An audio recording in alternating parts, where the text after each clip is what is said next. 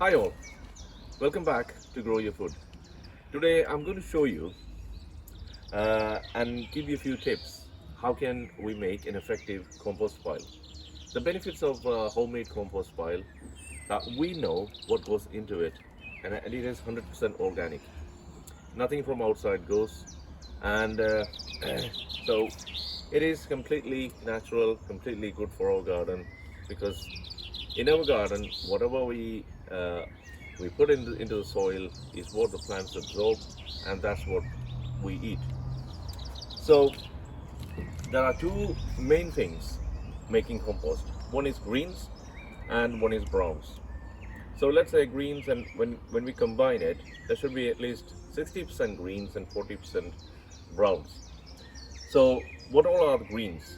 Everything from like you can see down here, this is our compost pile, both these. So when one is full, we transfer it to others and we start a new pile here. So all these grass clippings that you see down here, they are all comes under greens.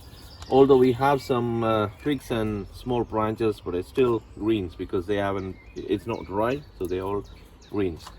And the other greens are like, if you see down here, these are all the kitchen scrap that we have here.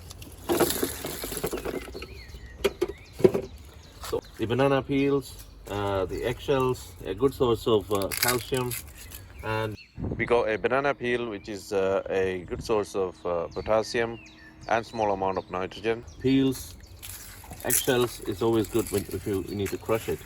And you got onion skin. We got orange peels, avocado peels, and then lettuce, greens, celery. We got pretty much everything from your kitchen. So all the kitchen waste. And tea bags. So tea bags, because it's brown color, actually a lot of people think they comes under brown. No, but they comes under green as well.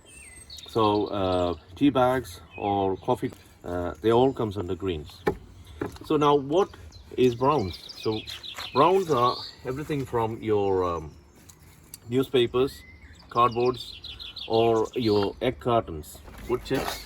Wood chips are a good source of carbon, sawdust, or tissue papers.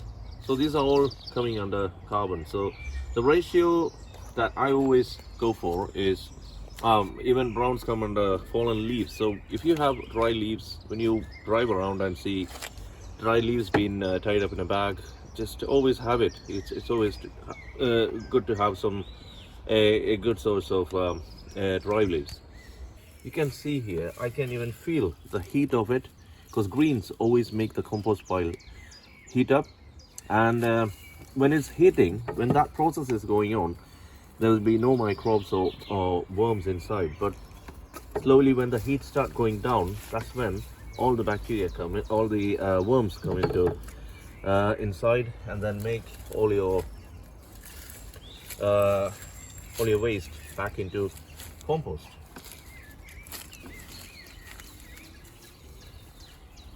So when you talk about worms, actually worms are good for your garden in two ways. One is they make everything into compost, and then the worms have their own, like worm poo, or we call it worm casting, which is another good source for your garden. And put all your waste inside, everything. And if you don't have any newspapers or cardboards or anything, make sure you put just a handful of wood chippings into it.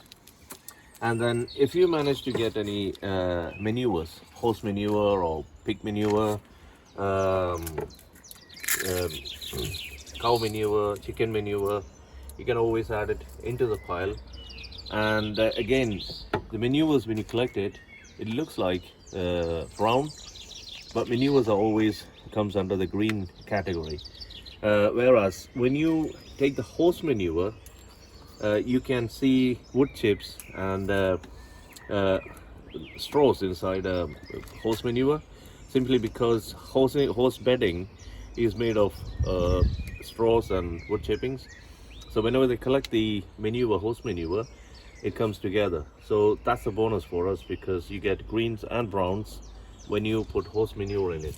So I always try to put a good handful of horse manure along with my compost pile. You don't need too much, but just a 2 or 3 handful of it, that's enough. And you can put your lemon rind, orange peels, anything that comes from your kitchen, you can always add into it. You don't have to water it all the time. If it's, I can feel the moisture there, and that's enough. If it's too dry, just put a little bit of water on top and just leave it there. So I hope you got an idea how to make a compost pile, and always make a habit of recycling things. You don't have to throw away anything. Everything that we get from our garden can go back into the garden in a different way, like becoming compost. So this is an organic method of feeding your plants. So make sure you have your own compost pile, and you don't have to have an expensive compost pile. This one is I made it myself, both these two. But if you don't want to spend too much money, you can just buy a nice a big bag actually, then put a couple of holes underneath, and you can make that as your compost pile. Or you can just pile up everything together, cover it with a plastic bag. In that way you can still make a compost pile. If you want to see the video I made how to make a compost bin, I'll put a link below this video in the description box. You can see that. Thank you so much for watching. If you got any doubts about this, please do ask me as a comment. I'll reply it. Thank you all, and please don't forget to like, share and subscribe. Thank you. Bye bye.